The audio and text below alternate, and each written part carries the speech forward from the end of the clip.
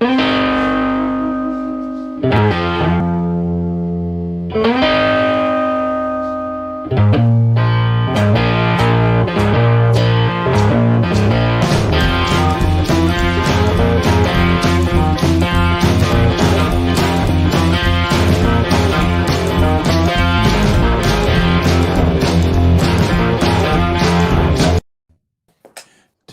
it's time to rock. G'day, bro. How are you?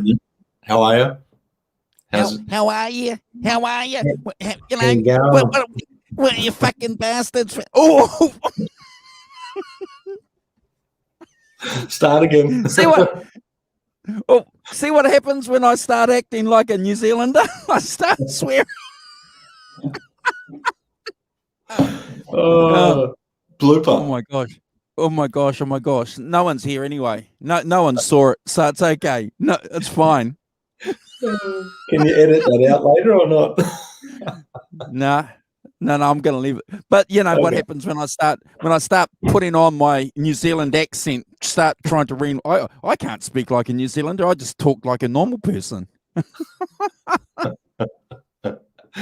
Oh no, that's fine, mate. That wasn't so bad, mate. That was all right. You know, it's the same with Aussies, mate. When we start talking, it's there's a lot of profanities coming out, mate. No problems. Oh, what's the you know? Do you remember all that wise wisdom and advice that your parents gave you? Mm. And one of the key ones that they always said, it's, you know, the company you keep. Your company you keep. So my fault is Brad, because he's the company I'm keeping. I'm going to blame you. It's that Aussie influence, mate. We can't help it. You know, every second word's a swear word here in Australia. Oh, mate. Oh, well, look, at the end of the day, we've got to see some kind of light out of the tunnel, don't we? We got a light.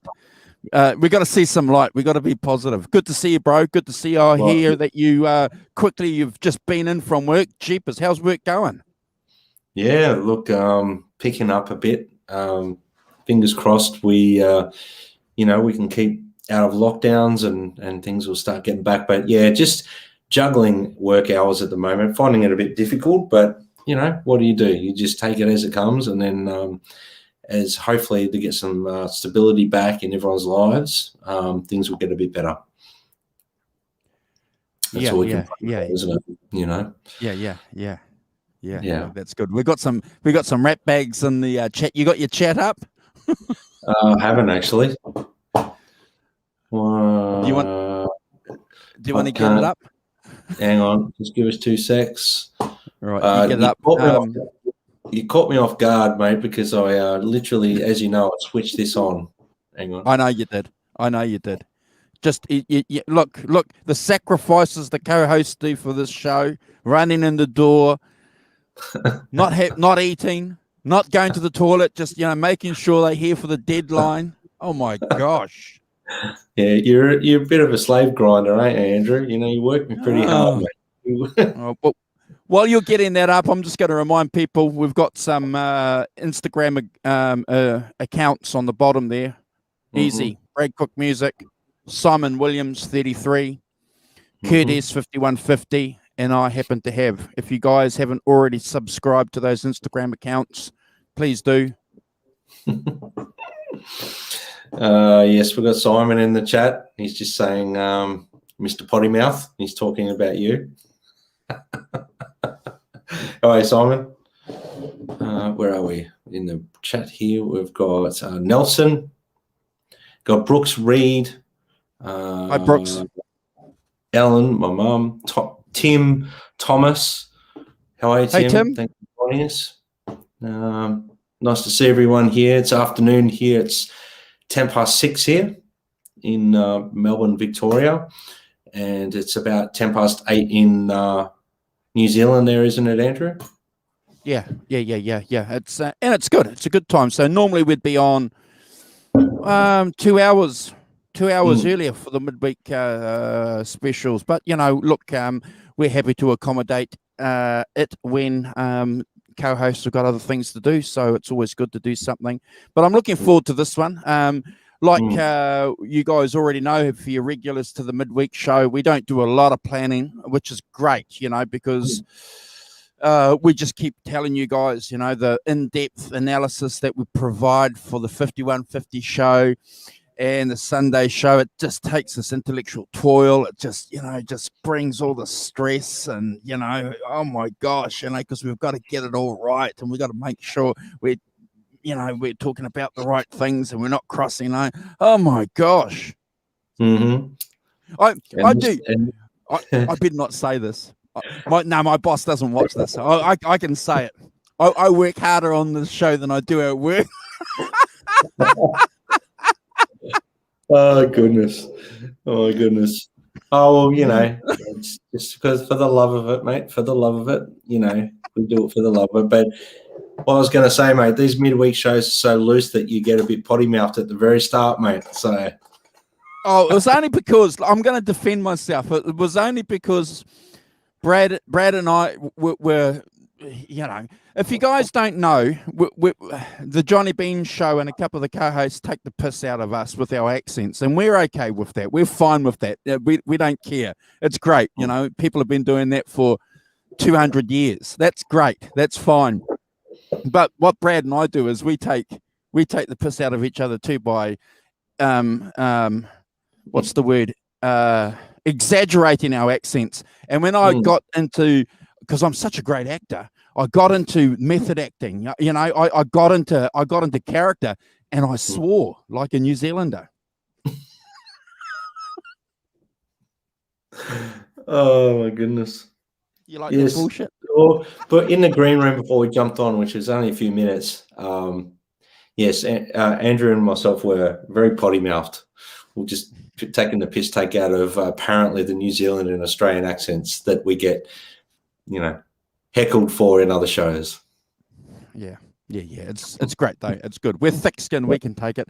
No, but cool. I'm looking forward to hanging out with you for a little bit. What are we talking about, bro? What's the subject of this midweek special? Something very dear and true to my heart, the Les Paul, the Gibson Les Paul. Yes. And I know Andrew's very fond of the Gibson Les Pauls and the Grecos and the Les Paul style guitars. So, yeah, we're going to pick 3 of our favorite Gibson Les Paul solos as well. So, I mean, that's really hard task, easy but a hard task, because you could pick like 20 guitar solos off the bat, like straight off, that are on a Les Paul. But there's so many great solos, and again, our solos might change tomorrow. Look, I've got a couple of questions I want to ask you before you reveal your list. So, was there any criteria that you applied to picking your top 3 and your honourable mentions? Because it wouldn't be a list by Brad if there weren't any honourable mentions. Was there a criteria that you used? Just what there was. It was the ones that the minute I heard them, the tone, the style of guitar tone that was coming out. Like, we all know Les Paul's got a particular tone to it. It's got a style that you associate a Les Paul with, which is like that sort of blues rock, classic rock tone. And yes, so the ones that I've picked are ones that inspired me straight off the bat. When I heard them, I knew I had to have a Les Paul because I wanted that sound, is what I'm trying to say. Okay, all right then. So having said that, then I'm going to ask you another question. Out of the top 3 that you've got on your list, which out of those 3 was the solo that you had to get a Les Paul? So you want to tell us what that song, what that riff is, what that solo is? What is it? Yeah. The first one? Yeah. The one that made you, the one that you that confirmed, I have to get a Les Paul. Well, straight off the bat, it was the Whole Lot of Love thing.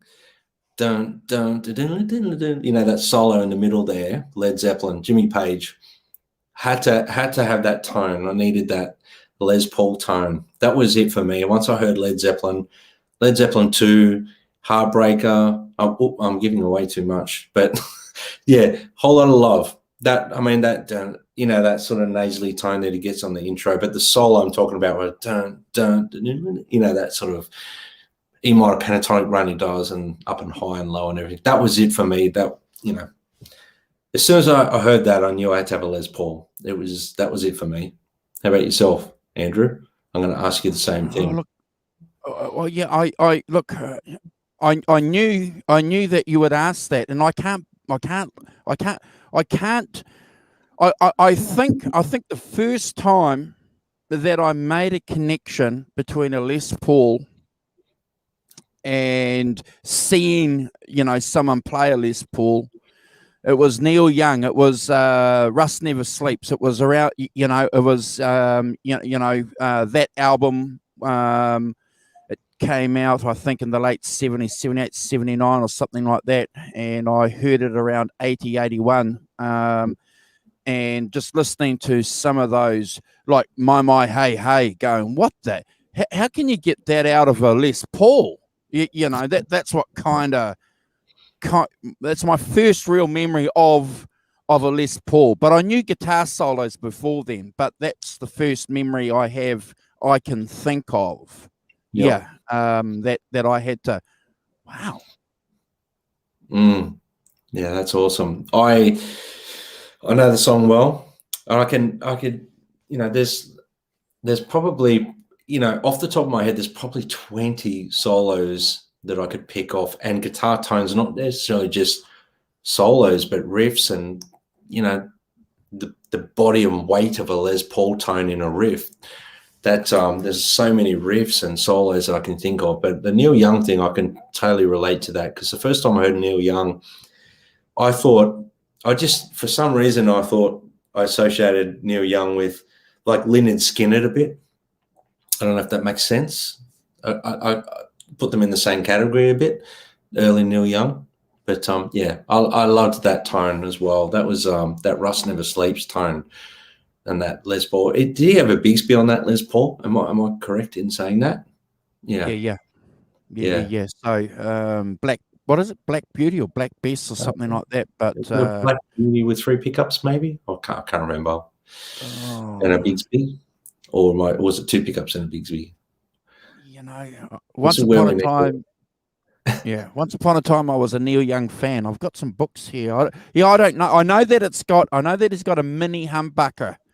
Okay. And that's the one that, it's microphonic, and that's the that's why he loves that guitar, because it gives it a certain resonance and tone coming through those old Fender amps he plays. So, but yeah, that was the first time, bro, that I thought, oh yeah, made the connection between a Les Paul and some kind of sound.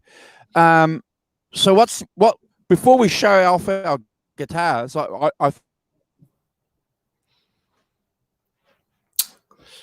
Andrew. I think Andrew's dropped out. I think what we'll do is we'll start off. What's the number? Just carry on, bro. If I drop in and drop out, unfortunately, I've got no. So what's first on your list, bro? Well, my first one I've put down. I'm just looking at my list. I've put down Zakk Wylde and No More Tears. That, man, that is a surprise. Mm-hmm. No More Tears, yeah. Have you really had a good listen to that solo, even though it's EMG pickups in it and everything like that? It was just one of those ones that's just like, every time I hear that solo, it just, there's that aggressive Les Paul tone. It was just something that just blew me away. 1990? 1990 or 91, I think it was. Yeah, I used to hang out with some cats, and when we used to do social things, and that album, I know that song. I know, I know that song well. Yeah, the the way he builds that solo up, I find myself phrasing build-ups and stuff very similar just because it's in the back of my head. Not that I'm trying to copy it, but if I'm improvising and I'm trying to build something up, I find myself doing that like that sort of thing that he does in it. But the way he ends that solo with a that just, it's got that Randy Rhoads vibe about what he's trying to pull off there, but it's so aggressive. And Zakk Wylde, I don't know if you've ever had a good listen to a record of his. He had a 3-piece band called Pride and Glory. No, if you haven't heard of it, no, I haven't. Do yourself a favor and check it out. It's very southern rock. It's Les Paul, Marshall. Obviously, he's using a rotor vibe to get like a univibe sound. Fantastic. Wah. At that time frame, I was very influenced by Zakk Wylde, that No More Tears. And then after No More Tears, that era, I think he released Pride and Glory not long after that, which is fantastic. So do yourself a favor. I don't know if it's available on Spotify or not, but I'm sure you'll find it somewhere on YouTube or whatever. Unbelievable. If you love Southern rock and you love that Les Paul tone thing with a Marshall, you got to listen to that. It's fantastic. Mate, can you do me a favor when you get a second after the show and you've had some dinner? Flick me a link of what or just the name of that because I'm hearing it here, but unless it comes through in here, I'm not going to do anything. No, that's fine. I'll definitely do that. I'll definitely if you can do that. I'm into being schooled and pointed into the direction of good music, so I'm not familiar with that at all. So I'm looking. What I'm going to ask you a couple of questions then. So, I remember the discussion about this guy around that time, and I remember a lot of guys saying this guy's going to be great. This guy's going to be the next EVH. This guy's going to revolution. What happened? What happened? Because Zakk just bubbled. No disrespect, but he just bubbled under the radar, didn't he? In his own way, he's created a more of a following with the metal scene. He's gone down and created that Black Label Society, which it's all about sort of like really open, like dropped riffs and he's got that style about him where he can pull that off. He's got the voice for it. He's built a community around what he's doing, which is he's a very smart man. A very smart man in the sense where obviously, he's battled with his alcohol demons and all that sort of stuff, but he knew where his niche was and he focused on that niche market, which is something that, even guys like, I heard someone say it the other day, who was it? Was on an interview, John Mayer. He was talking about how he's targeting his niche market. Yeah. What's wrong with that? And that's what a smart artist needs to do in this day and age because, artists don't really make a lot of money through their music anymore. So it's all through merchandise and it's all through selling vinyl and T-shirts. And Zakk Wylde has created Black Label Society. So that, in a sense, people go and buy that merch because they want to wear the so-called colors. It's like a bikey emblem and all that stuff. Yeah, so if you go and check that out at some point. But I'm more into Zakk playing that southern rock style and the Randy Rhoads thing that he was doing with Ozzy. But he has his own aggressive style, which I love. But that solo to No More Tears is epic. It's just epic. It's unreal. Yeah. I agree, and it's I'm very surprised actually. You got me with that one. So spanner in there. No, you got me good. I don't think I'm going to surprise you at all with my three, but it's me. I'm just boringly predictable. So fantastic. The criteria I used on picking my three with my one notable mention is just pure emotion, just pure love of like you were saying, it's just there was just something about that solo that gripped me, and I thought, this is just amazing. So the first one that I've picked is Hideaway by Clapton on the Bluesbreaker album. When I first heard that, I couldn't believe that that was Clapton for a start. I just couldn't. There's no way that Eric Clapton could sound like that, because when you were listening to some Cream and obviously some of the 70s radio Clapton and the 80s stuff, to go and listen to Hideaway, bro, it's like, no, this isn't Eric Clapton. And then when I heard the album, it just reinforced within me, my gosh, this guitar tone, this guitar playing is just something epic. We've done a few shows already on that album, and we'll probably do some more later on. The singing didn't get me, but, what got me, hook, line, and sinker, was the guitar tone. So number one is Hideaway off the Bluesbreaker. Look, that's it was very hard for me to pick just three, and that whole album, the Bluesbreaker album, John Mayall and the Bluesbreakers one, the Beano album, I could have picked a number of, and Hideaway on that. The tone is phenomenal, and that kind of has led me to my next choice is not necessarily Clapton from Beano, but it's got the same sort of tone to it. But that's a really good choice. That one I would have probably was pretty close it was definitely in my top 10. Definitely my top 10 Les Paul tones. That album in particular, that's a phenomenal sounding record. Like guitar wise, it's the staple. It's the staple of that era of Les Paul tones. And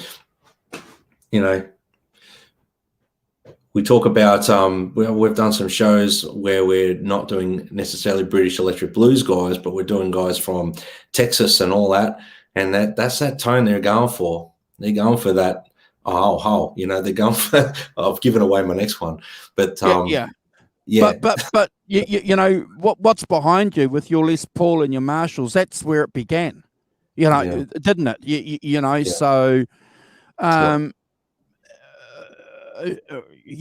So if that was something in my thinking when I picked this song, it was something unconscious, but certainly I never picked it because of that reason. It was, when I think of Les Pauls and Marshalls, bro, I'm automatically going to think of this album. It's just, yeah. What's your second one? Well, that's a really good segue into my second one, mate, because in my opinion, Clapton's tone on that Beano record set the tone for, pardon the pun, for guys like Billy Gibbons.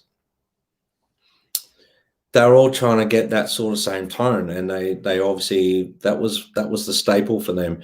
So we did a show on ZZ Top's first album a few weeks ago or a month ago or something like that. It might have even been longer now. It feels like a blur at the moment. But so on the first record, there's a song on there. The second track's called Brown Sugar. Now that song, the tone on that just reminds me of the Beano record on that entire record. But that solo is phenomenal. So I picked that as my second one. Billy Gibbons to me is timeless Les Paul player. He's one of these guys that he had the tone, he had the touch, he executed pretty much every note on that guitar you can hear. You can hear the strings, you can hear the fretboard, you can hear everything, you can hear the pickups, you can hear the amp cranked. It's just unbelievable to me. And I never get sick of listening to Billy Gibbons, never. I think we all Brad scored that song too, if I remember rightly. I think we Bradded that number. I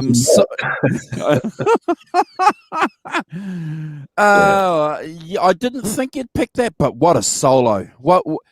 And again, I'm going to reiterate what Brad said. The way they recorded these two albums that we've just spoken about, it was just amp, guitar. Yep. Microphones, tape, play, Sometimes they might have chucked in a wah pedal, maybe a fuzz or a tone bender or something of that effect in those days. But the majority of the tone was all the guitar and amp. That's it. You know, that was it. And especially the Beano record, that's what it is. It's just volume. But you can hear, I reckon, if you listen to ZZ Top's catalog, but especially the first few records, you can almost hear the amps in the room rattling, in my opinion, because they're that loud and Yes. they're going for it. So, yeah. Yeah, but Billy certainly got he got that touch, that British touch down really well, you know, that those British guys were doing. And obviously, I think we mentioned this too when we did that show. So he hung out with Jimi Hendrix, and we know obviously Jimmy wasn't American, but he, you know, he hung out with these British cats, so that he had some vibe going. So, yeah, you know, Billy tapped into that mojo really well, didn't he? Yeah. You know, the cool thing about Billy Gibbons is he was very influenced by everyone, but he had his own thing. You can hear his influences there, no doubt, but he had his own little thing going. And there's not many players that you can tell as soon as they start playing, you know who it is. Like there's notably a handful that are identifiable. But Billy's definitely got that thing where as soon as he starts squanking and doing those things that he does, it's Billy. No one else could play like that. No one does. No one plays like that. It's Billy, you know. So yeah, hats off to Billy for that one. Well, you know, we're clever buggers, you and I, because your song, your riff sort of segues into my second pick, because Billy Gibbons is one of these great guitarists which has a great opportunity to create space between notes. He doesn't play fast and flash, but he can. But generally he doesn't. He likes to, you know, and it almost feels like it's going to fall over. It almost feels like, you know, it's just the whole thing's going to crash and burn, but it doesn't. And so my second pick is Sympathy for the Devil by the Rolling Stones. And I'm cheating a little bit here because there's two versions. It's the studio version where Keith is playing a Black Beauty, but also the live version with Mick Taylor as well, who could be, we don't know on the Get Your Ya-Ya's out whether he's playing an SG or a Gibson Les Paul, because he played them, interchange those guitars, and there's a shitload of clips with him playing a Les Paul. So I'm going to assume he's playing a Les Paul. But that double solo that they have between Keith and Mick on that live album, for me, bro, is one of the, and there's nothing flash going on. It's like Brad said with Led Zeppelin there before, just playing some pentatonic stuff. But just the way that they fit in between the two, you know, Keith's got that first solo and then Mick Taylor comes in and you can hear the difference between them. I fell in love with that tone when I first heard it, and jeepers, you know, 30 years later, I'm still talking about it. So, yeah. You know, that Black Beauty that he had, 3 pickups, you know, for that live, you know, and the live version is so different, isn't it? To that, it's just, but always in my top 3, that solo. That's great. I actually love that too. That could probably be in my top 10, definitely. You know, my top, again, they'll probably change tomorrow, but you know, this is a hard one because you're picking like songs that influenced you to pick up the guitar too. Like that's the other thing. There's a handful of songs that honorable mentions that are probably going to be more in line with what you thought I'd probably pick, Andrew. You know, so you know it's kind of like maybe they'll be in first, second, and third place tomorrow. But yeah. All right, bro. What's your third one? Well, my third one, it was hard to pick a third one out of 5 because I did pick 5. So I'm going to pick Okay, well, if you've got five, no, yeah, yeah. Since I've Been Loving You, Led Zeppelin. I had to pick that. Wow.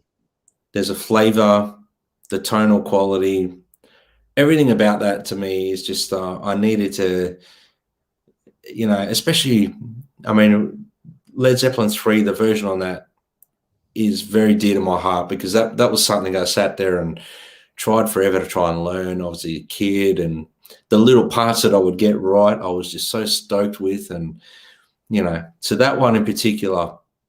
But if you really want to get to the nitty gritty, the Song Remains the Same version of Since I've Been Loving You is the reason that I bought a Les Paul. That's the reason I bought a Les Paul.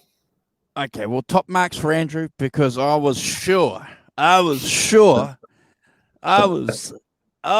doggy, I was sure that you were going to pick a Led Zepp. Sure. And, but the secret that I didn't know was which one. So you've heard it here. The reason why Brad has those beer dispensers behind you. Yeah. Yep. And that guitar is because of, repeat it for everybody again, bro. Jimmy Page and Led Zeppelin, Since I've Been Loving You. Since I've Been Loving You, like when I watched Song Remains the Same, that comes out playing rock and roll, Black Dog, with the starting with was it Bring It On Home, the way they start that riff and then they go into Black Dog, and I'm literally just like, what? The first time I ever watched it, I was like, what the hell's going on here? And then obviously there's a few more things, and then there's that scene of him in the back room where all playing some, feelings left in everybody, the cosmic energy. Everybody goes, yeah, bash. And then when Jimmy Page just comes in, doing that C minor pentatonic thing, just crazy. And that was it. And then when he backs the volume down and he's playing, the part, and he's playing all that stuff so delicately, then he winds up and he's winding the volume up on the neck pickup and you can hear it. It's just, and then when it's just like, it's goosebump material. And watching him do it with that Les Paul was like, oh, I want to get a Les Paul. I want to hang it that low. I want to get a dragon suit, That was it for me. I was like Les Paul nut. And I loved Hendrix and I loved all those guys that are strap players. But my first real guitar, after I bought my first guitar I bought was a Fender Strat. It was a Jap one. It wasn't a Squier. It was a Fender Stratocaster from Japan. But the first real guitar I bought was a Les Paul, and that's all I wanted as soon as I saw that. And then obviously, you get more into other Les Paul players, and it's just like that's the sound in my head. That's the sound. Oh, brilliant. I just want to do a quick couple of shout outs, bro, before I make a comment on what you've just said. Brian Spalding, the reason why he got a Les Paul, and boy, has he got a Les Paul, it's because of Al Di Meola and Thin Lizzy. No, yeah, man. And we've got Sonia from Texas in the chat. Good to see you, Sonia. Thank you for jumping in. Bro, there's a couple of things there that I just want to back up what you said. The song remains the same. The video is a masterpiece. The recording is a masterpiece. We've done a couple of shows already on Led Zeppelin. We've all talked about how the song remains the same, has some landmark versions of Zeppelin songs. And you and I and the Rock Professor have committed to doing a show on The Song Remains the Same this year. So tune in. We've got that planned. Brad's promised to do some research on that. So we just want to get that one right. Not saying that anything that we do on the Sunday show isn't right or planned, but I think like we did with the Layla album last year, I just think if we spread that over, say, 3 shows, get it right, because there's 2 things we're going to be talking about here, bro. It's the recording and the video. Yep. Yeah. But what a choice! Wow. Yeah. I mean, I encourage everyone to go and watch that. If you haven't watched it in a long time, go and watch how he plays, the finesse, the the splatters of like the ferocious little, bursts he does on the guitar, the way he goes down to a delicate tone, rolls the volume back, and it's beautiful, absolutely beautiful. And the main solo in that, like the intro and the solo, but all of his playing in that song to me is like lead guitar. He's locked in with the rhythm section, but he's on top, and he's been a blues player. He's, such a great player. And Song Remains the Same, in my opinion, will go down as, the reason that I got a Les Paul, because I watched that and I just thought it was the coolest sound and the coolest look I'd ever seen and I bought a Strat, and I didn't understand why it didn't sound like a Les Paul at the time when I bought it, because I was young. I was 16 or whatever, and I was like, I don't understand why this doesn't sound like a Les Paul. Then when I got one, I understood. Awesome. Bro, I want to do a special shout out. We've got a good friend all the way from New York City in the chat, Carlos, joining us. How are you, brother? We haven't touched base for a long, long time. Carlos is an EVH nut. He's got a collection of EVH guitars. He is yeah. So we're long-time Facebook friends, and he's a Clapton nut too. So good to see you, bro. Yeah. Good to see you in the chat joining us. I can't wait for the Song Remains the Same show. Yeah, we've got a couple of gems coming up, guys. We've got All Things Must Pass, and the Song Remains the Same. Oh gosh, and the Beatles too, and the Beatles as well. Oh yeah. Get back. So I'm glad you mentioned that. So let's just waste a little bit of time talking about that. So if you guys don't know, they are streaming that on Disney Plus.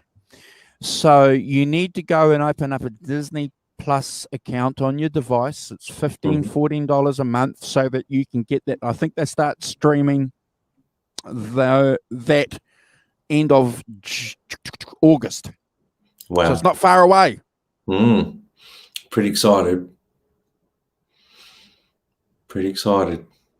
Yeah. I can't wait. All right, bro. What's yours? And we've all got I've got one notable mention, and you've got three others. So I'm quite happy. I'm quite happy to hear your other three picks. I've picked Statesboro Blues live at the Fillmore by Dickie Betts, and obviously the slide that's played by Dwayne Allman. I just think that album, for me, Brad's spoken about Southern rock a couple of times today in the course of the show. The Allman Brothers, the epitome of Southern rock. They brought authenticity to American rock and roll that a lot of Americans didn't have, because all the British cats were doing it.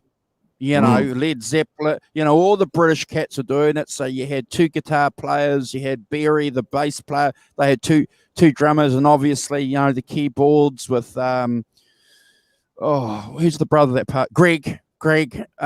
So they brought some authenticity, and I just when I heard that album late in life, so it wasn't one of the albums that I heard when I was, a young cat. I heard that album, it would have been in my 30s. So it was only a couple of weeks ago. Yeah. You only turned 30 last week, didn't you?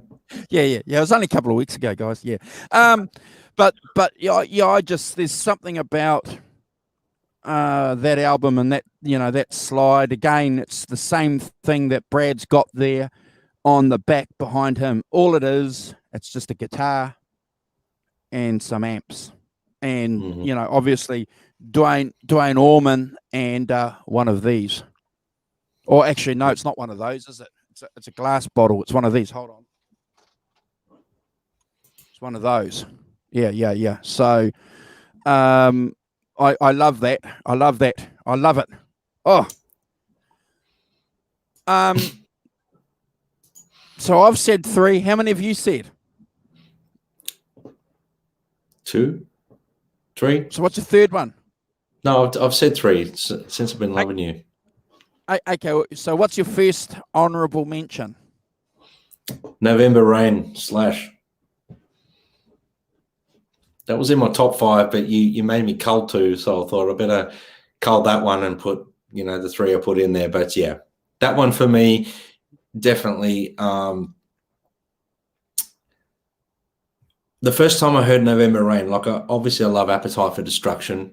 I love all that.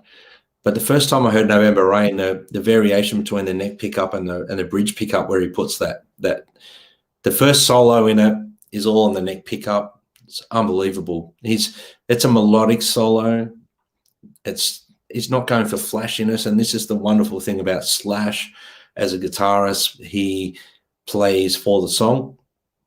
He does play flashy, like he's got chops and everything. He can put them in there. It's very blues orientated, but there's so much feel in his playing. But the tone, you can just hear the wood in that tone. For me, it's unbelievable. I actually really like the tone on Appetite for Destruction, guitar tone, a little bit more than I do the Illusion records. But for me, November Rain is just, you think of Les Paul neck pickup, and that's what I think of, the first solo in that. And then when he goes, the second solo where he's on the bridge pickup, it brings tears to your eyes. It's unbelievable. Look, it's a remarkable song. Really interesting album. Really cool video. The video is really, really cool. You'll be happy. You'll be happy with my honorable mention. You'll be happy. Yeah. So my honorable mention is "Sweet Child of Mine" from Appetite for Destruction. So that album came out 88, and I remember listening to that album, 3 albums: Appetite for Destruction, Hysteria by Def Leppard, and not long after that, Van Halen's OU812 came out.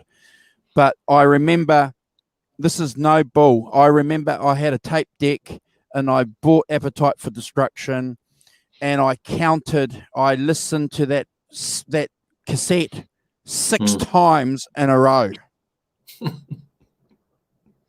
I believe you. I remember a friend of mine, Scott, he came probably maybe after the second listen, and he was sitting and he brought this dude over, and I remember, and they were talking, and I said, "Be quiet, guys, shut up and just listen to the music." Yeah. I can't believe. Yeah, well, actually, if you know me, that's exactly what I'd say. But I can't believe I said that to my good mates, back then. Shut up, can't you listen? They weren't into it. They were just, they weren't into it. But I was. Again, one of the great things that we do about these shows, and we can talk about this, is I remember there was a program on here, and it was a Saturday night, and they would play some music videos, and it was about 11:30, 12 o'clock at night, and I was doing something, and I heard that intro, and this is before the album dropped. And I'm, what the hell is that? And then I went and had a look, and and that video was on. And wow, these guys are cool. And this guy, that was on the Saturday, and I went. Must have been a Friday. So I went to the record store on the Saturday, and they said it hasn't been released yet. It's next week. So and then I remember going back the week after, getting that cassette. But I'll never forget that intro and that whole riff. It's just beautiful, and also played on a Les Paul copy. Yep. Still Les Paul shape, still got that tone, It's a Les Paul, bro. It's a Les Paul. It's a Les Paul. That's it. I can't wait for when we do a midweek special on Appetite for Destruction. We've been talking, I'm going to let you guys into another little secret. So Brad and I have been talking about this album in the background for since we became mates. So near on a year we've been talking about this album. so it's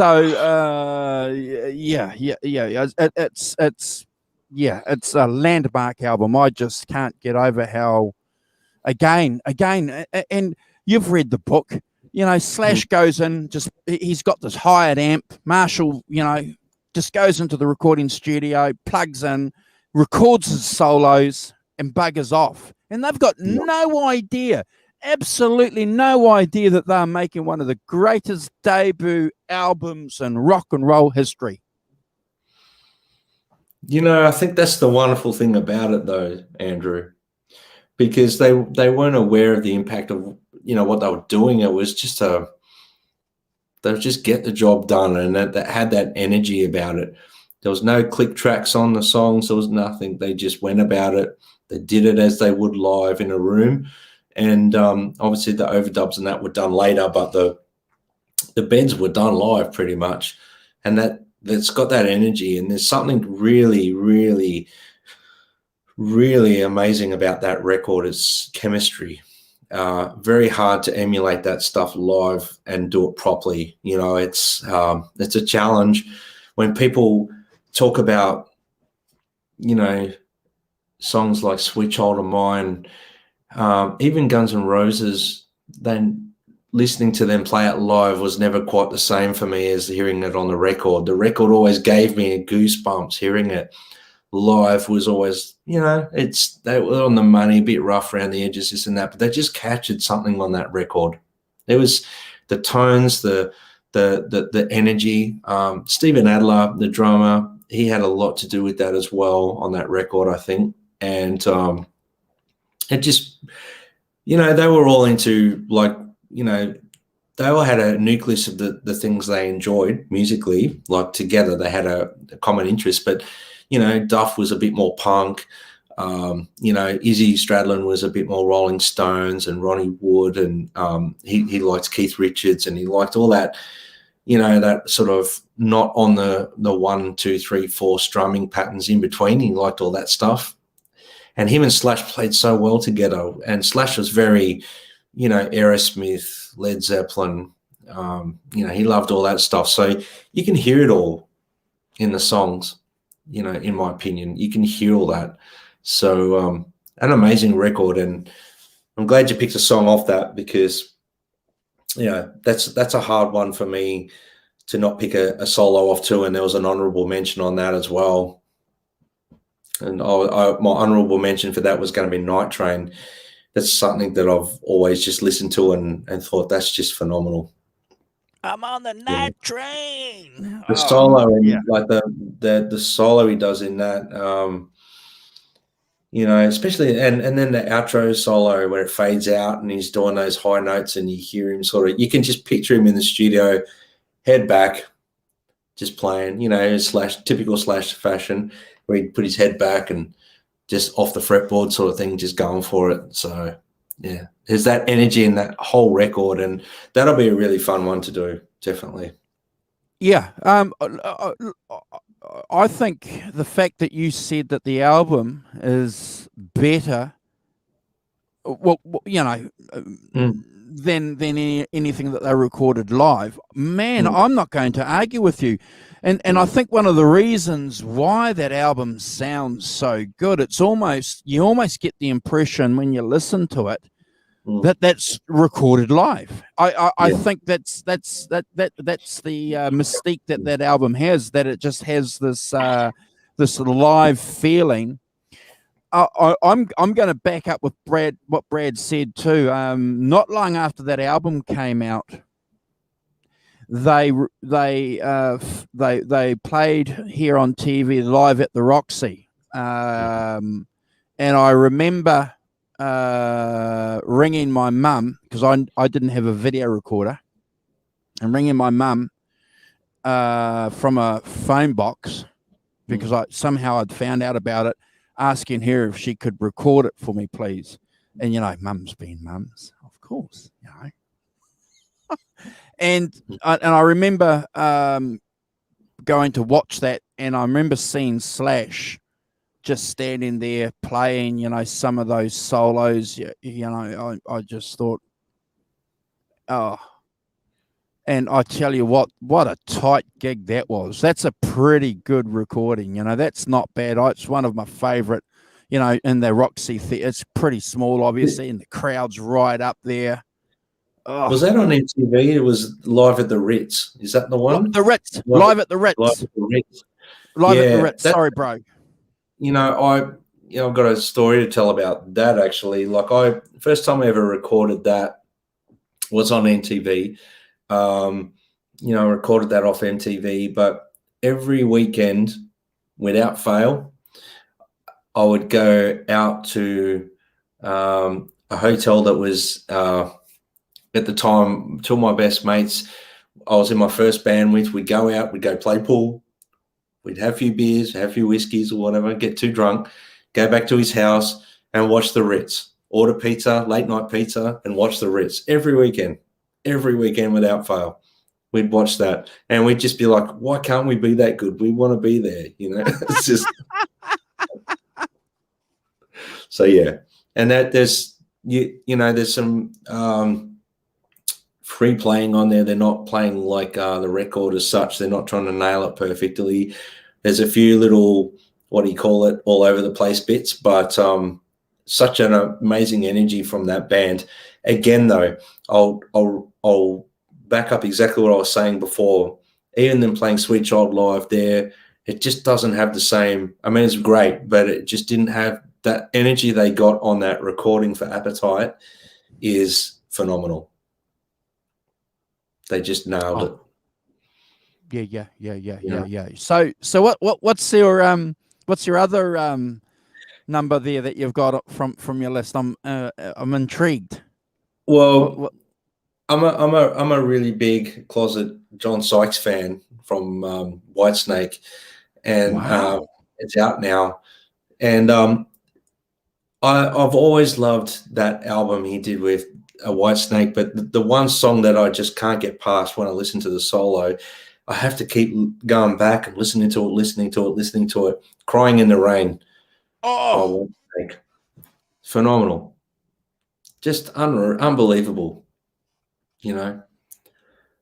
It's just like that record is some of the most amazing guitar playing that I've ever heard on that record. It's just, and he's playing it on, like that solo's on a Les Paul, you can hear it.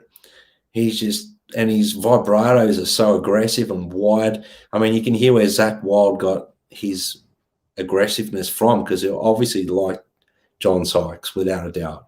And I've always said to people, when you listen to that album, 1987 by Whitesnake with John Sykes, it's like a textbook for metal guitar players that are blues orientated, because you can hear the blues in his playing. But I mean, there's so many great tracks on that as well, like Still of the Night. Like, I mean, that solo is just, you have to listen to it and go, how is that actually being done on a guitar?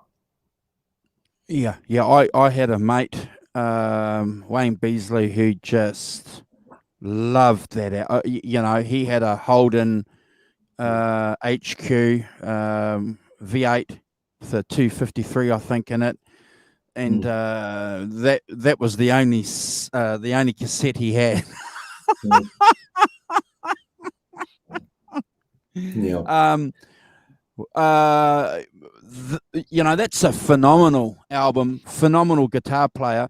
In fact, John Sykes was supposed to be in the Winery Dogs. He was supposed to hook up with Portnoy and the bass player Billy Sheehan, yeah. but he couldn't do it. He had another gig going, so they said, well, we need to get a singer-songwriter guitar player. And who's that guy that does the metal show? That American. Eddie Trunk. Eddie Trunk said, get Richie Kotzen. Yeah. And so apparently Richie Kotzen went and did this album, and apparently John Sykes goes, done. Missed out. That's Richie Kotzen's unbelievable. We all know that. He's next level as well. But I just saw Deja Voodoo put a comment up there. A lot of good players, a lot of good Les Paul players in Whitesnake. One of my other favourites is Doug Aldridge. To me, he's the full package. He's an amazing blues player. He's got so much great feel. I mean, he's great at playing. When he was in Whitesnake, he played all the classic Whitesnake songs fairly with respect. You know, he did them really, really well. I've seen Doug Aldridge live on DVD and stuff like that with Dio, and he's unbelievable on Dio. That Live Evil DVD is phenomenal. And the solo he does on that Les Paul in, I think it's Live in the Still of the Night DVD of Whitesnake, is just, I've watched that 2,000,000,001 times, and I've loved the tone he's playing on. It's just phenomenal. Even to the point where I went as far as getting the Doug Aldridge custom Shure pickups in my Les Pauls, in my 2-stage ones. So I went as far as doing that because I just loved his tone, you know, on on that DVD especially. But yeah, there's definitely some amazing Les Paul players that have gone through Whitesnake. He's got he just keeps recruiting John Sykes kind of wannabes, I guess. Not that Doug Aldridge was, but you know, he did play the John Sykes stuff respectfully, really well. But I love the albums that Doug did with Whitesnake as well. So for me, you know, Forevermore, there's a song he did, Forevermore, with Whitesnake, and the solo in that is just unbelievable. It's just next level. So Doug, when you're watching this, yeah. I'm just going to Whitesnake here now to hit it on my Spotify, so to make sure that I listen to that. Yeah, that's phenomenal, isn't it? Yeah. Made in Japan. Where is it? People Tour. And it's not unzipped. Flesh and Blood. Where is it? Live in the Still of the Night. And the album Forevermore, the song Forevermore is it's beautiful. The solo in it's just unbelievable. Still of the Night. Children of the Night. Straight of the Heart. He's got an unbelievable feel as well. He's one of these guys that just never ceases to amaze me. He's got his style. He never really tries to step outside of it. He does his thing, and he plays so well. But we've got a few people in the chat here. Andrew, I might say hello to. L&M Guitar Corner.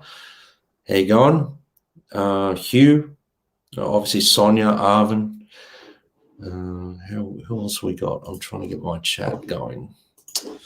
I'm sorry, guys. My computer. That 987 is phenomenal. That's the album there that Brad's talking about. That cover there, guys. Yeah. Check it out. Yeah, that's you know, John Sykes. I'm a big fan of John Sykes, and you know, when I think of shredding on a Les Paul, I think of him.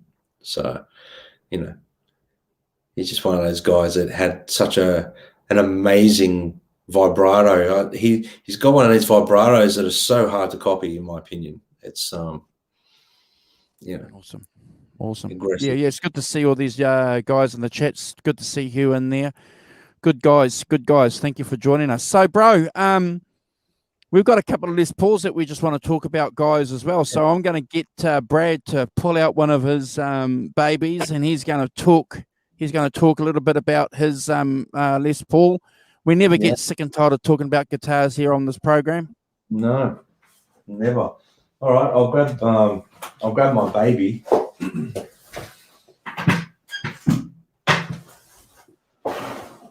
So this is my main guitar. I think I've shown this before on the channel, but hang on, let me get to.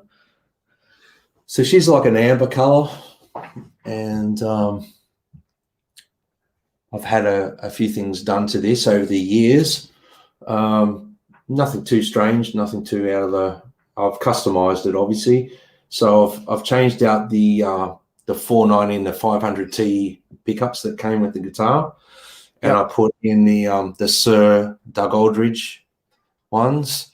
I went for them. I find them they're big, wide tone. They're thick. They're not very thin. They're very similar to the Gibson ones that were in there, but they've just got a little bit more. They got more mid-range punch that I like and less sizzle. I found the Gibson ones that were in here, the hot Gibson ones, were very harsh on the top end, which I didn't like. Obviously, still sounded great, but so those pickups I changed out, and so I like single coil tones as well. So I changed the front two volume controls to make them push pulls. Yep. So single coil humbucking, single coil, and I've got to fix that. Single coil humbucking. So effectively, this guitar became my baby. I've had this since 1999. Wow. Yeah, I played every gig on this guitar since 1999. It's got the frets are probably due to be done, but I still like it. Still like playing it. I play this guitar and I feel like I'm at home. It's like putting on a glove that fits. And Sure. there's just something about this guitar. I've used this for multiple different sort of shows and styles. As we all know, Les Pauls sound like a Les Paul, but this one's got something quite unique about it. And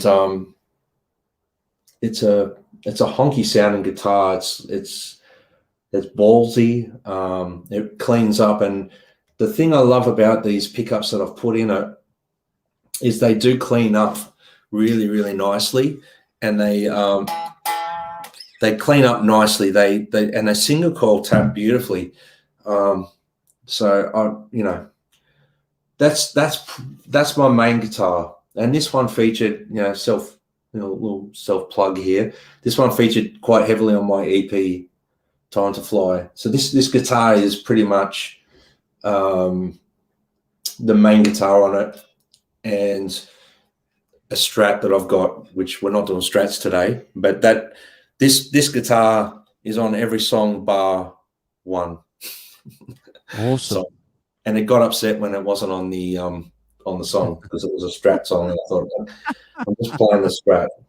So it got upset, but I don't know if you can really see it very well, but it's got a really beautiful quilted flame, and it's kind of like 3D like. It changes a lot. So yeah, go to Brad's Instagram account and have a look. He's got some awesome pics of his guitars on his Instagram account, because clearly looking at it here on YouTube isn't doing that guitar any justice. So yeah, check out Brad's Instagram account, guys, and you'll be blown away. He's not a bad photographer too.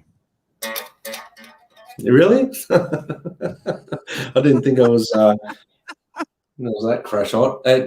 What have you got, Andrew? You've got one you want to show there? Yeah. I've got a right. So thank you. So this is my 2019 Les Paul Traditional. I got this. I was thinking about getting a Les Paul probably about 6 or 7 years ago, but wanted to get a Les Paul, but made sure that I had to put something away for it because, the prices are up there. So 2019 in connection with the 1959, 2019, 50 years. So I thought, yep, I'll get it. I've made a few changes to it. I've had the magnet in here flipped, so you've got that pettigreen tone. Yep. When I bought it, it didn't have the scratch plate on. It comes in the case, but I like Les Pauls with scratch plates, so I put that on. I've changed. Brad and I have spoken about this before. We've changed this because this is just junk plastic that comes with the Les Pauls. So that was, I think that was only 6 months, and had to replace that. And I've also changed the tuners. I've got, they came with the standard tuners that Brad has, and I've just changed these to Goto tuners. I just always like that. And I've got a bone nut on here. My luthier, when he changed the tuners, I got him to put a bone nut. And I've got about 4 guitars with bone nuts, and I have to tell you that putting a bone nut on acoustically gives your guitar just the tone springs out. Yeah. This has got a thick 50s neck, Brad. It's got a thick 50s neck. I haven't done anything with the pickups other than swap it.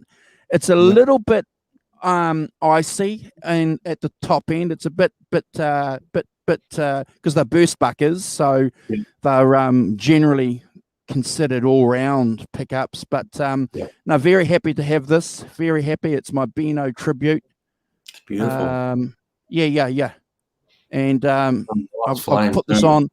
I put this on for Brad. You know, it's my Jimmy Page. Jimmy Page likes little thin leather straps. That's beautiful, mate. Cheers. I really like that. Yeah, I did the same as Andrew. I changed over that. My 2-stage guitars, I put that on because the other ones, as Andrew alluded to, they just crack straight away. As soon as they get a little bit of age to them, they just crack. So, especially when you're playing and you're tucking your strap under, tucking your lead in your strap, so to speak. And there's a lot of pressure on that area, so they crack. And mine's got a slim 60s taper neck, so it's quite fast, which I dig that. But that's kind of like what I like on a guitar, like not too thin, but there's something about this neck that when I play this guitar, I feel like I can play anything on it. But yeah, so I'll show you my other one, my other stage guitar that I use, my other Les Paul.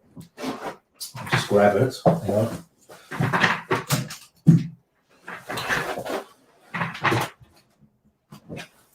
Is this one. Wow. So this has got a really strong flame on it. It's really trying to show it so that it's got no glare on it. If you can see the flame in that. Yep. It's quite strong. It's a very strong orange to red sort of color. It's very, very Slash. It's beautiful. Very use your illusion, you're a Slash vibe look about it. Exactly the same style of guitar, 1960 reissue. It's got the 60 slim tapered neck. It's a bit of weight to this one. They're obviously not chambered. And that one, same thing. They're basically the same vintage of Les Paul. And I've done exactly the same to this as I did with the other one. I put the push-pulls on. Wow. And I changed the pickups to exactly the same. So that they're on stage, if I break a string or I change guitars, they're in the same ballpark.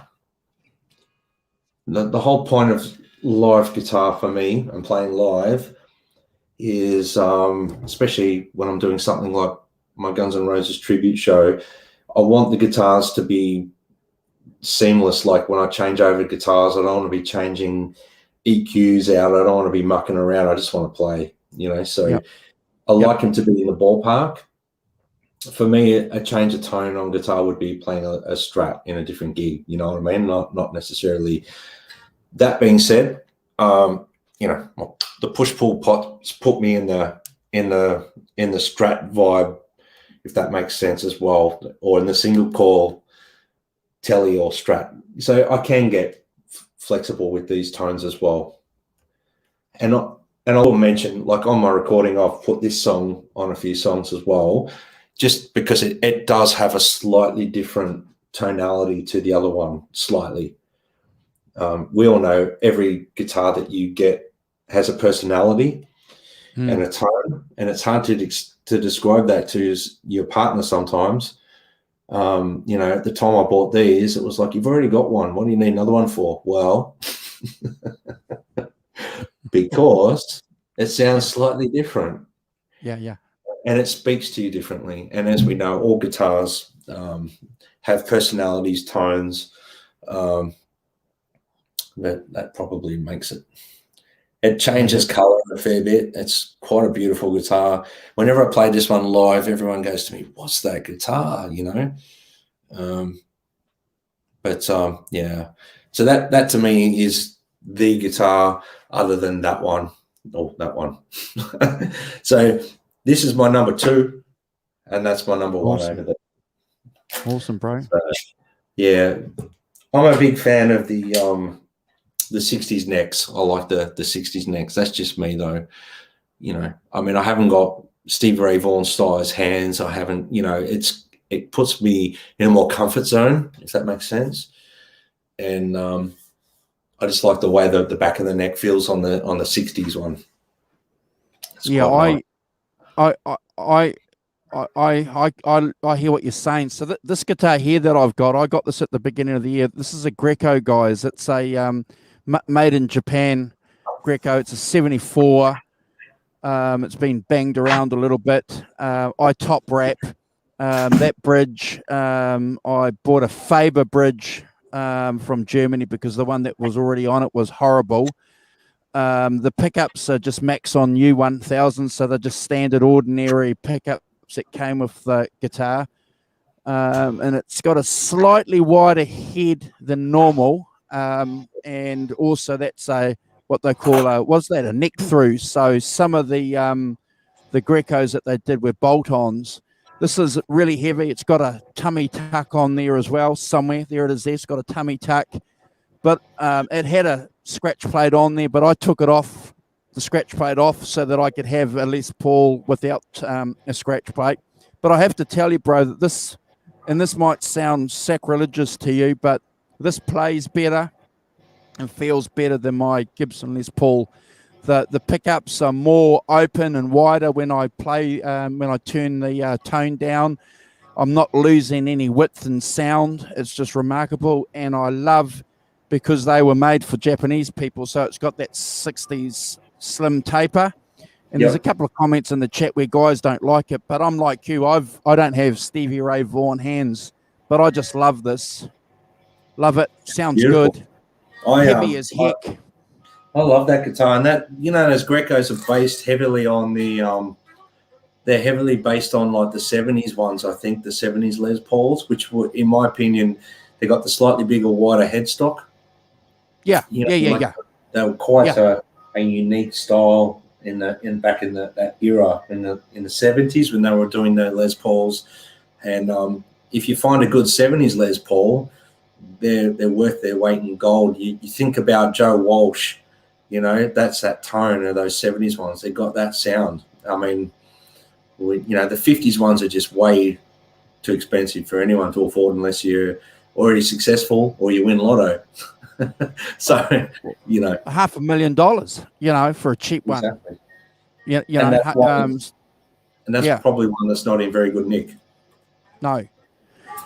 Sonia, do thicker necks increase sustain? Jeepers, I don't know. The neck for me is always about feel, and I think Brad's had a conversation a couple of times. We've discussed this too. The neck for me is never about whether or not the guitar sounds good. In my opinion, the critical thing about a neck is, you know, feel.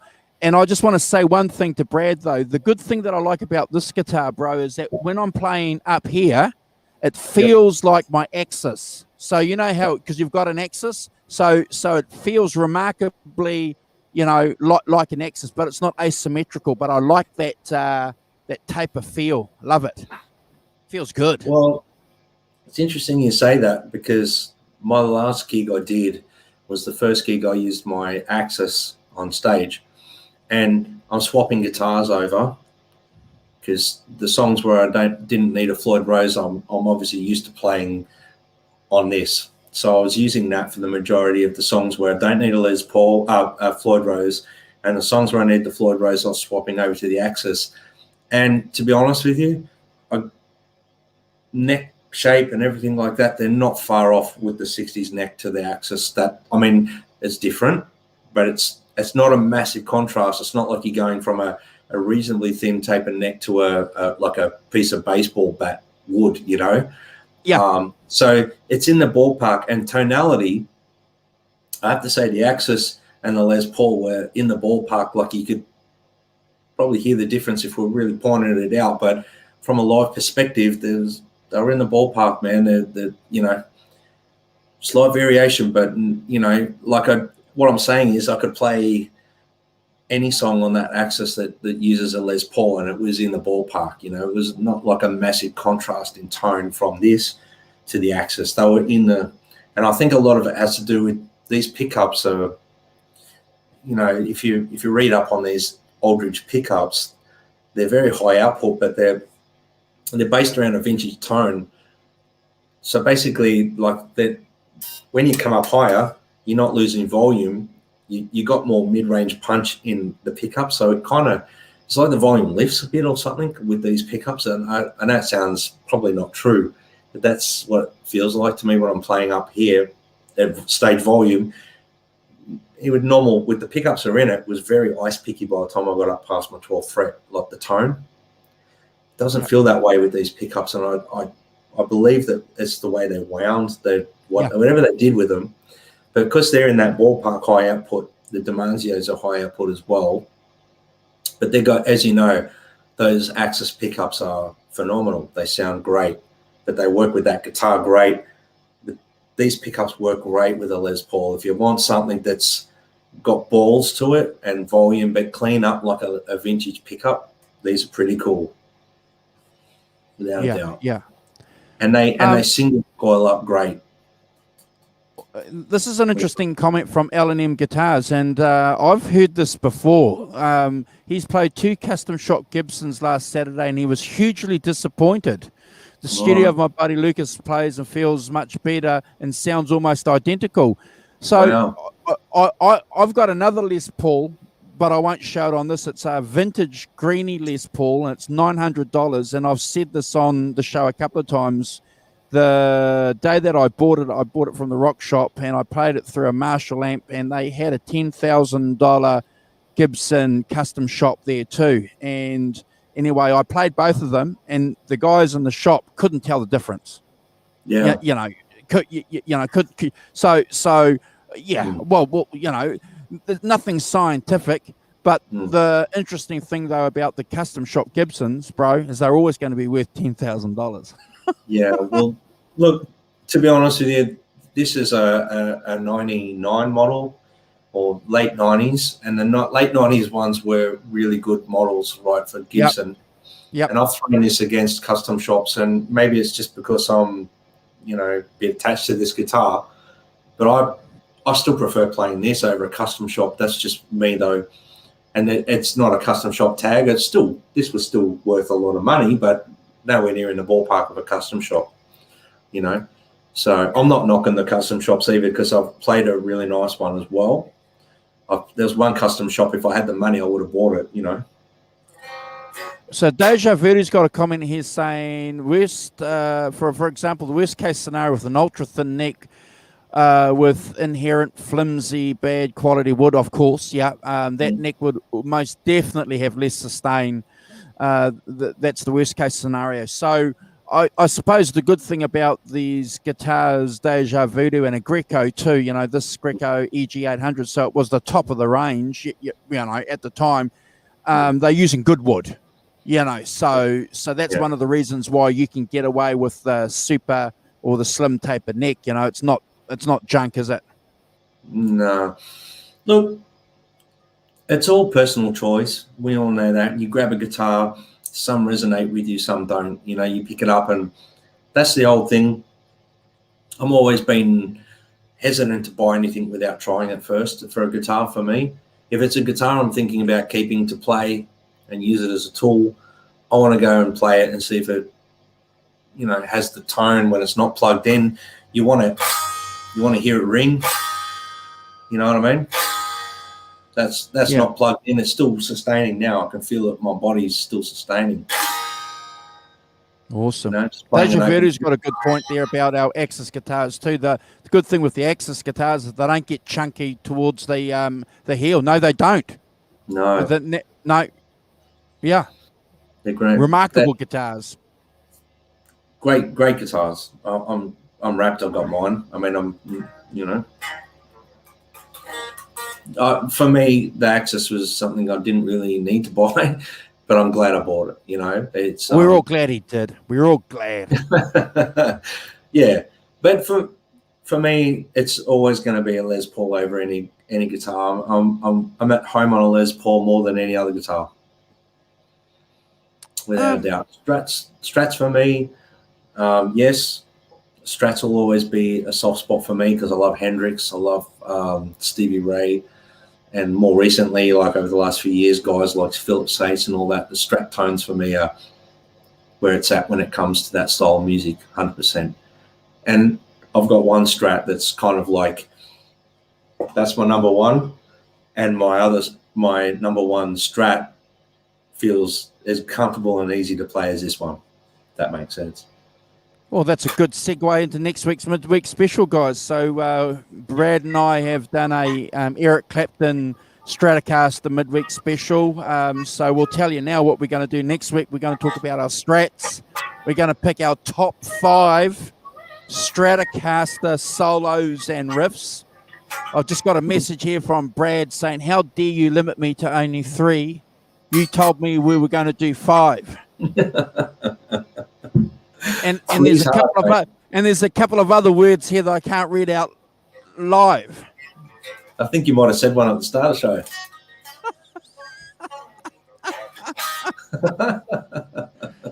So it'll be top 5 Strat solos. Yep.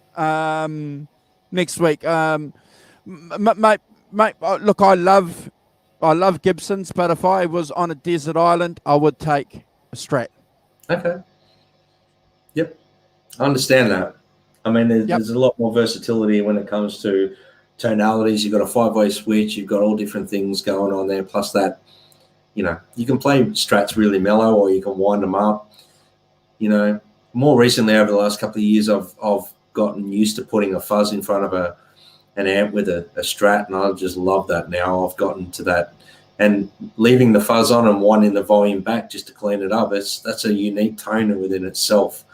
So, yeah, I can understand that. I would probably have to flip a coin, Andrew, and I dare say I'd be taking this. Yeah. Well, look, if anybody knows anything about this bloody show since Brad's been on there, he alternates sleeping with number 1 and number 2. So you've heard it here. Yeah. So if anyone, I'm going to do a shameless plug. If anyone wants to hear this guitar, all right, go and listen to my EP. It's highlighted on Over Now, Planet of Love. It's not on Shake It. Shake It's on a Strat. But yeah, go and have a listen.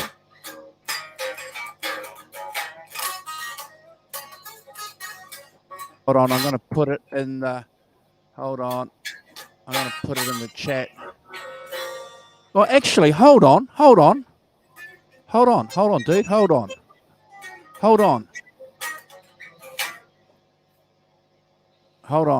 I'm going to play it because we won't get flagged.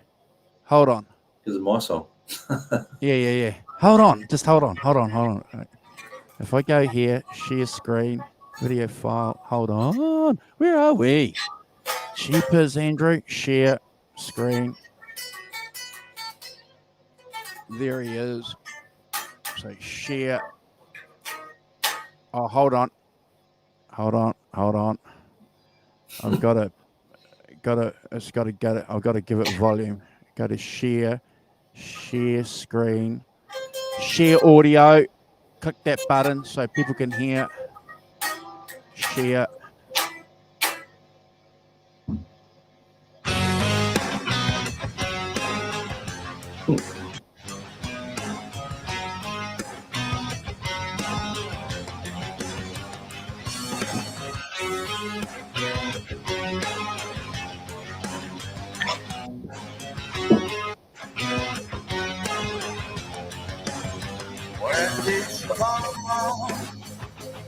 Where she go? Where you been hiding, woman? I'd like to know. Where are you going? And what you do? How long you staying, baby? 'Cause I want you. She said, are you willing? Do you like to fly? I'll take you higher, baby. Touch the sky. To the planet all love. To the planet all love. I said the planet all love. To the planet all love. All love. All love. All love. All love. Where are you going? I'd like to go. I dreamed about you, woman. I'm sure you know. It's been a long time, and now you're near. I really want you, woman. Don't interfere. Said I'm willing. I'm not to try. And we'll get higher, baby. It's time to fly to the planet all love. To the planet all love. I said the planet all love. To the planet all love. All love. All love. All love. All love.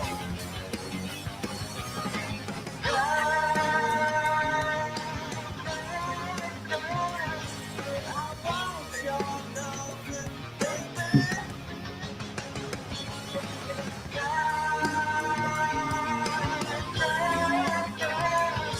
I need your loving now.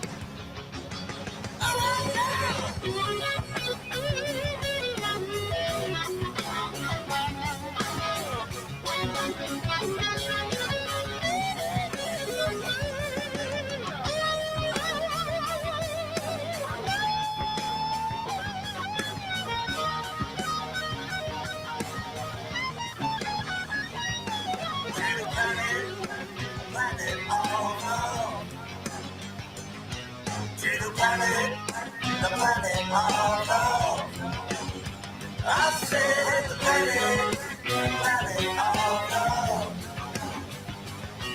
To the planet all love. All love. All love. All love. All love.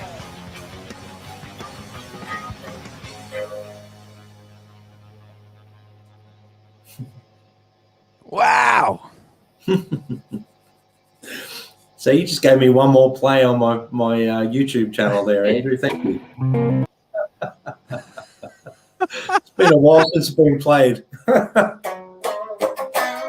Brad makes that guitar look good, and vice versa. Absolutely, bit of eye candy there for the people too.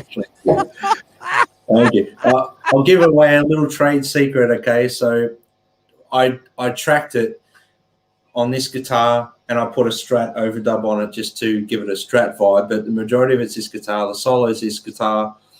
Wow. The two tones I used on that, if you ever want to work it out, I'm just encouraging any guitarist to go have a listen and try it. It's really simple. I just used the bridge pickup. So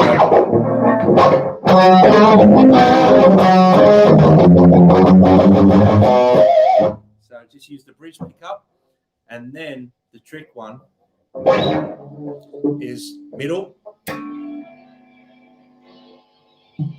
with the single coil on the neck pickup. Oh.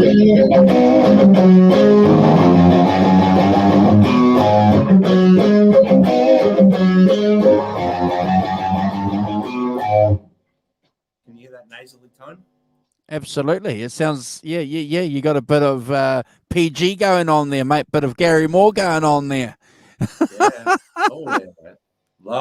Love Gary Moore. But so yeah, and I think on the solo I just used this guitar and I neck pickup, single coil tapped, so it's actually single coil or tapped humbucker. And it's just like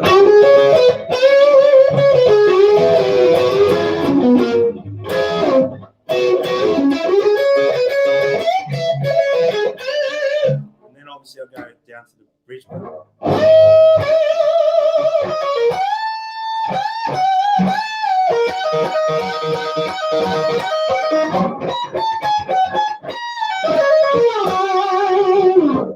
Very simple solo, guys. Really simple. But you can hear the Jimmy Page in that. Absolutely. Yeah. It's That got was some mojo. My goal on that was to make it sound like Jimmy Page and Craig Ross. I just had to do it. Well done, bro. Well done. And well that done. was one of my other honourable mentions was Believe by Craig Ross off the Are You Gonna Go My Way album. The solo on that is phenomenal. I think that's on Les too. Oh, yeah. We did a Lenny Kravitz show. If you guys are interested, go back on the channel and have a look. If you want to know all about Lenny Kravitz, Brad did a wonderful presentation. Check it out. Thank you. Yeah, that was fun. Just a bit of Lenny Kravitz talk. Can never go past Lenny Kravitz, but yeah. So for me, this is a very versatile Les Paul with those push pulls. I mean.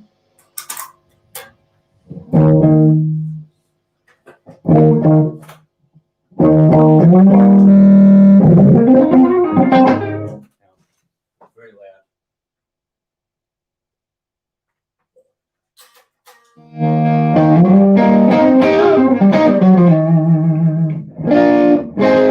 Right. If I single coil that.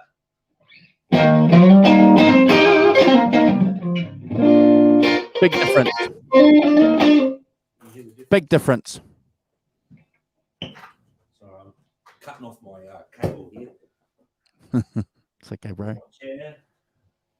But yeah, that's the single coils, guys. If it's single coil, tap it. So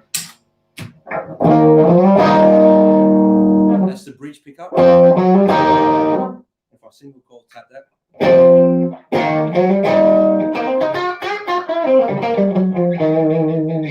It's got a bit of a telly tone to that one.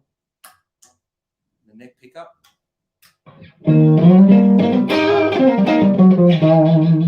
Sounds like a Strat. Wow. Yeah.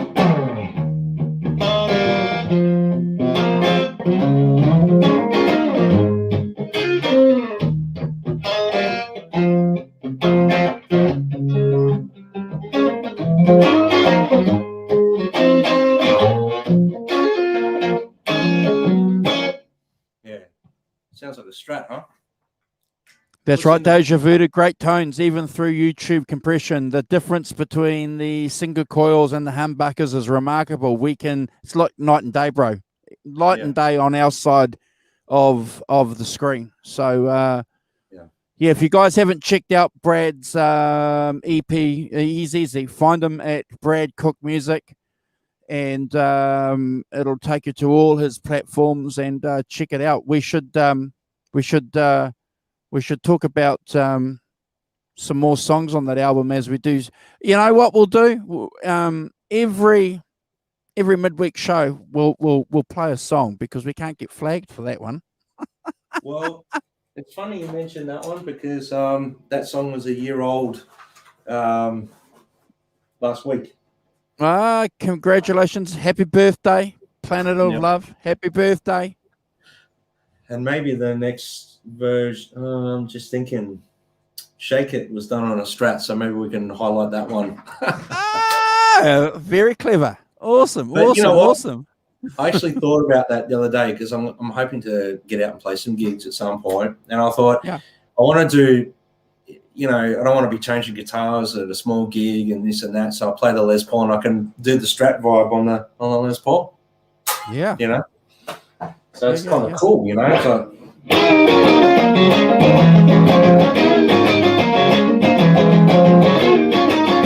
it's got it.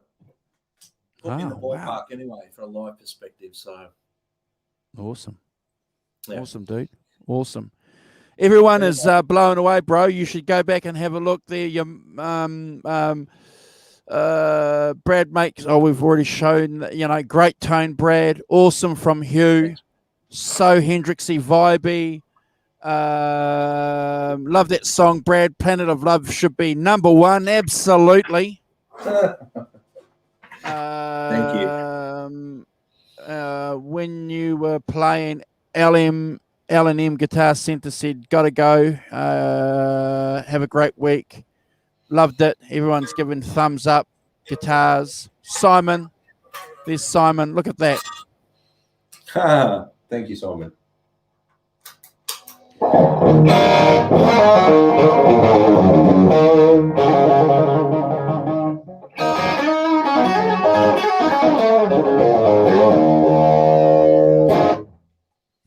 Awesome. Awesome, guys. Thank you very much for joining us. We've had a great time talking about Les Pauls. And sharing with you our top 5 Les Paul solos. Next week's special is going to be even cooler. It's going to be talking about Strats. Brad's we'll play some music from Brad's EP, and he'll again show us what he's done with that recording. If you guys haven't already subscribed to the channel, please do, because we've got a full-on weekend as usual with the channel. 5150 show. We've got the Rev joining us, and we're going to begin part 1 going through this recording here. We've got a couple of special guests joining us. Certainly one, but we should have a couple, so that'll be interesting. And then Sunday we're doing Beggar's Banquet, if you guys weren't aware of that. So we'll be going through talking about that album and ranking that. Is there anything else I've missed, bro? That's it.